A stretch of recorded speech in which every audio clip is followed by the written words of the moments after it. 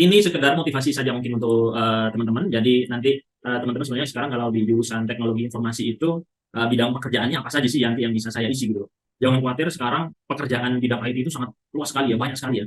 Selain yang ada tertera di depan ini ya, ada web developer. Jadi kalau misalkan teman-teman sukanya coding, membuat web begitu ya, itu nanti bisa bekerja di web developer. Di web developer sendiri itu sebenarnya nanti akan banyak sekali cabang-cabang bidang pekerjaannya ya, sesuai dengan kemampuan kita.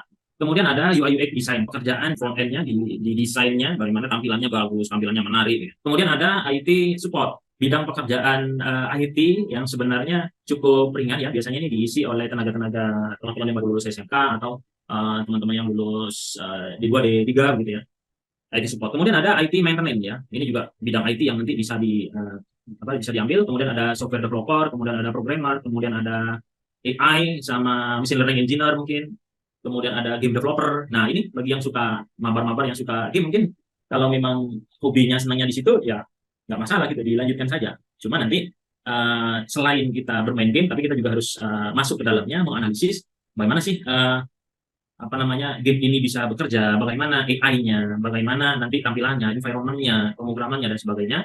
Itu juga harus dipelajari ya untuk teman-teman yang suka game. Bidang pekerjaan yang berikutnya itu ada network administrator sama security specialist.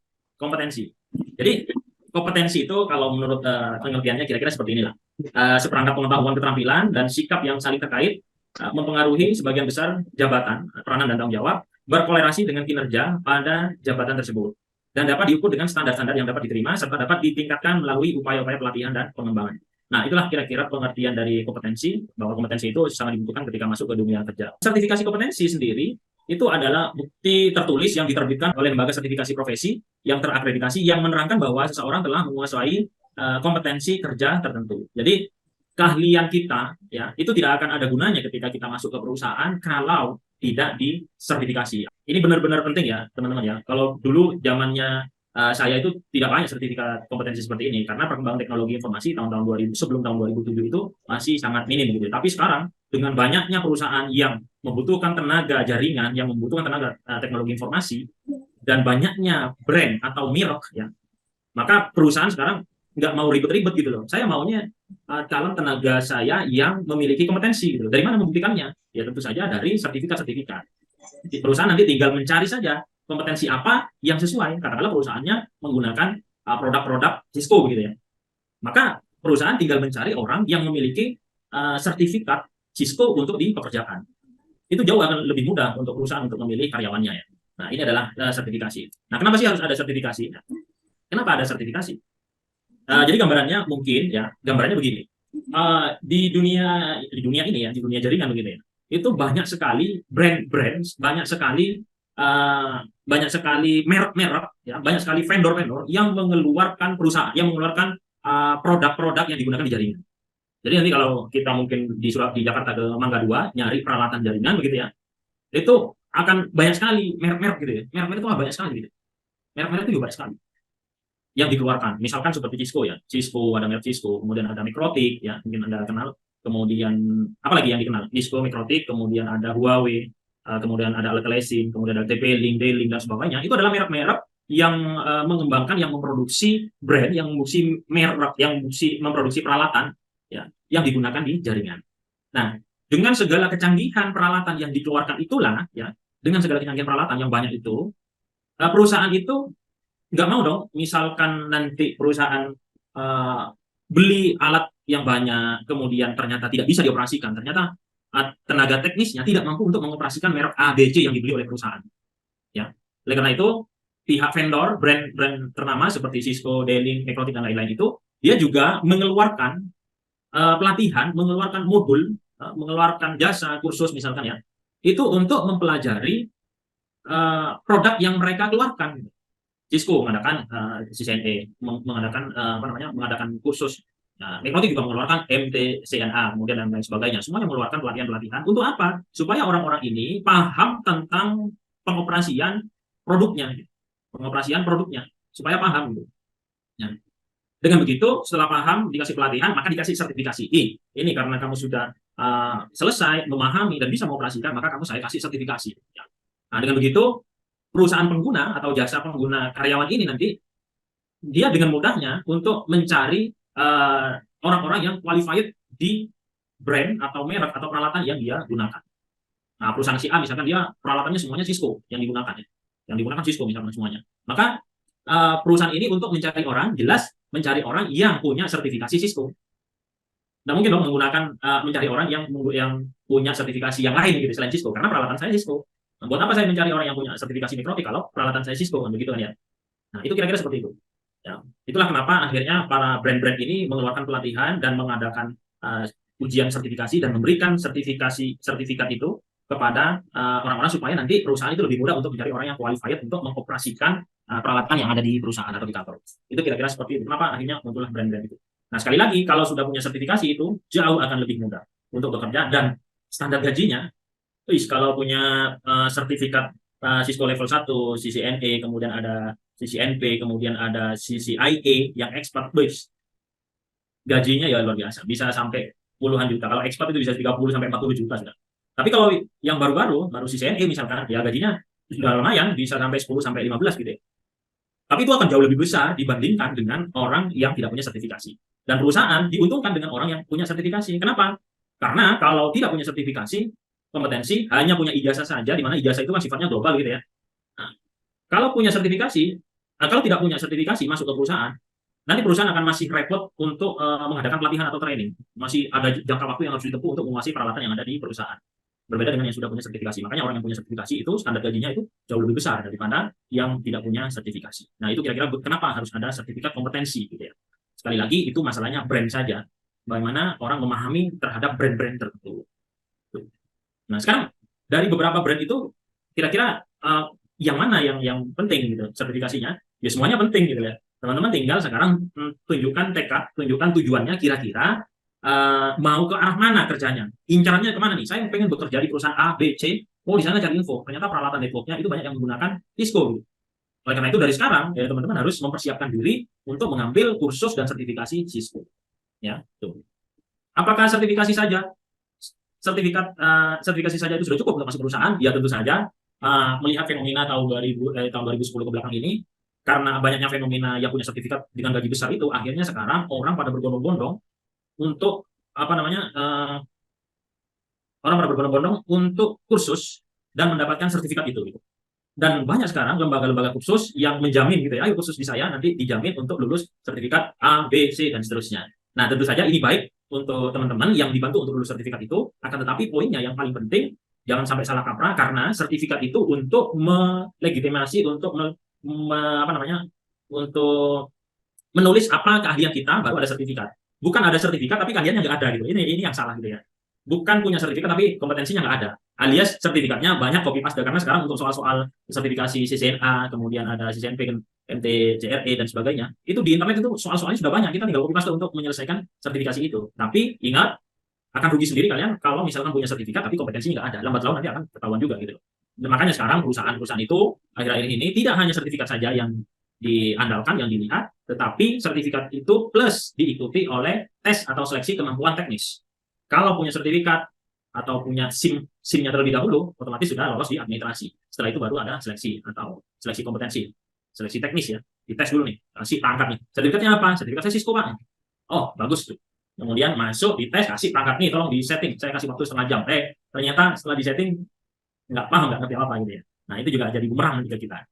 Nah, itu kenapa harus ada sertifikasi. Nah, ini adalah manfaat sertifikat kompetensi. Ya, ini adalah manfaat sertifikat kompetensi bagi perusahaan ya. Ini manfaat dari sertifikat kompetensi bagi perusahaan. Yang pertama adalah membedakan kemahiran kompetensi seseorang. Jelas ya. Jadi beberapa pegawai yang mengantri untuk melamar ke perusahaan itu dengan persyaratan kurikulum vitae-nya macam-macam itu, maka sertifikat kompetensi itu kita bisa menilai orang ini kompeten di bidang A, B, C dan seterusnya dengan adanya sertifikat kompetensi ini. Yang kedua adalah menentukan organisasi kerja dan perencanaan jabatan. Jadi, nah ini yang saya singgung barusan untuk manajerial. Jadi tidak hanya kalian bekerja di perusahaan itu tidak hanya di posisi itu saja, tetapi nanti pasti ada kerja tim, ada naik pangkat jabatan, dimutasi bagian ini, bagian itu dan sebagainya. Oleh karena itu kemampuan teknis itu harus selalu diupdate ya. Kemudian membantu penilaian perekrutan karyawan. Jadi ini kelanjutannya yang pertama membedakan kemahiran sehingga kita bisa lebih mudah untuk membantu menilai saat merekrut karyawan si A bagaimana, si B bagaimana dan seterusnya. Kemudian membantu evaluasi karyawan dengan adanya sertifikasi yang selalu diupdate mungkin karena sertifikat kompetensi. Karena kompetensi itu, kemampuan seseorang itu uh, nanti lambat laun akan menghilang, ya. Apalagi lebih-lebih di teknologi informasi. Karena kita tahu ya Mas ya, teknologi informasi itu kan perkembangannya sangat luar biasa pesat ya. 1 detik, 2 detik, 2 menit, 3 menit, 1 hari, 1 tahun, itu perkembangannya sangat cepat sekali. Oleh karena itu kita yang sekarang sudah masuk di teknologi informasi harus selalu update, harus selalu meningkatkan kompetensi kita, ya, harus selalu meningkatkan kompetensi kita supaya nggak ketinggalan, ya. Kedepannya perusahaan bidang-bidang yang akan banyak digunakan bidang IT ya itu IoT, kemudian cloud, kemudian blockchain, kemudian AI, itu adalah bidang-bidang yang sekarang banyak digunakan. Jadi kalau teman-teman nanti belajar sekarang pemrogramannya nanti harus ditingkatkan ke AI atau machine learning misalkan, karena sekarang sudah zamannya AI. Kemudian yang terakhir, mengembangkan program pelatihan berkelanjutan sesuai dengan kebutuhan. Dengan adanya sertifikasi, nanti kompetensinya bisa ditingkatkan atau disesuaikan dengan kebutuhan perusahaan, kira-kira kompetensi apa nanti yang akan dibutuhkan. Nah, manfaatnya untuk kita apa sih? Manfaat untuk kita pribadi yang memiliki sertifikat kompetensi, yang pertama tentu meningkatkan kepercayaan atau kredibilitasnya. Sorry, meningkatkan kredibilitas. Ya, dari kita memiliki sertifikat kompetensi, maka orang menilai kita itu tidak sembarangan. Oh, saya punya ini gitu loh. Orang tidak meremehkan kita, ini ke kredibilitas.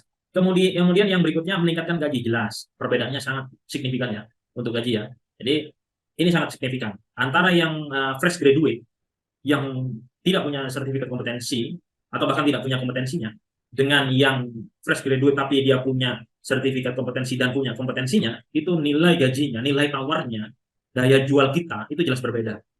Ya, ini supaya menjadi open mindset kita bahwa ini benar-benar penting itu sertifikatnya. Kemudian meningkatkan peluang karir. Ini sudah jelas terbukti di perusahaan bahwa karir itu akan dipengaruhi oleh kompetensi kita di perusahaan. Kompetensi ya macam-macam, tidak hanya teknis ya, tetapi kompetensi yang lain seperti kemampuan untuk sosialisasi, kemampuan manajerial, kemampuan untuk attitude-nya bagus dan segala macam, itu akan jauh melesat nanti karirnya daripada hanya orang yang tidak punya kompetensi. Dalam kata lain, kompetensi yang lain juga harus diasah, bukan hanya kompetensi teknis saja. Punya kompetensi teknis bagus, punya kemampuan IT yang bagus, tetapi tetapi tidak diikuti oleh kompetensi atau soft skill yang lain, misalkan cara berkomunikasi, mempresentasikan, attitude yang baik, itu juga akan percuma gitu ya. Jadi itu juga penting gitu ya. Kemudian meningkatkan kepercayaan diri kita. Yang jelas berbeda ya, mungkin dari teman-teman ini ya, di antara berapa ini 30 orang lebih ini jelas berbeda antara yang misalkan nih, saya pintar lukis nih, salah satu dari kalian pintar lukis gitu ya. Nanti ketika ada mata kuliah melukis gitu, pasti kepercayaan dirinya akan berbeda dengan teman-teman yang lain gitu ya. Itu sama halnya ketika kita berada di tengah-tengah orang jaringan network banyak, tetapi kita punya kompetensi, kita punya sertifikasi dan punya kemampuan gitu ya. Maka kepercayaan diri kita itu akan lebih tinggi daripada yang lain. Kemudian menjaga kualitas kerja, pekerjaan lancar, pekerjaan dapat diselesaikan dengan baik sesuai dengan tuntutan, karena kita kompeten di bidang itu. Kemudian mendukung profesionalisme dan etika kerja. Jadi ini nanti biasanya kalau kuliah kalian juga akan mendapatkan etika kerja gitu ya. Ini ada mata kuliahnya juga, bagaimana kita nanti berkomunikasi, mempresentasikan sesuatu, kemudian mendiskusikan, kemudian bagaimana troubleshooting dan segala macam. Kemudian juga mengikuti standar internasional.